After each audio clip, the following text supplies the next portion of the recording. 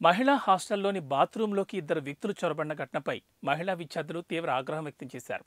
Osmania university PG కళాశాలలో శనివారం రాత్రి ఉమెన్స్ హాస్టల్లో భద్రతా ఉల్లంఘన ఘటనపై ఆగ్రహం వ్యక్తం చేస్తూ విద్యార్థులు నిరసన చేపట్టారు.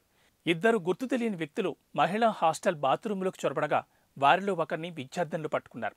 ఈ ఘటనతో క్యాంపస్లో ఉద్రిక్త పరిస్థితులు నెలకొనడంతో పోలీసులు విచారణ చేపట్టారు. విద్యార్థులు తమ హాస్టల్ ముందు మార్గాన్ని అడ్డుకోవడంతో నినాదాలు చేయడం కనిపించింది. అయితే పోలీసులు వారిని అక్కడి నుంచి వెళ్లిపోవాలని ఒప్పించారు.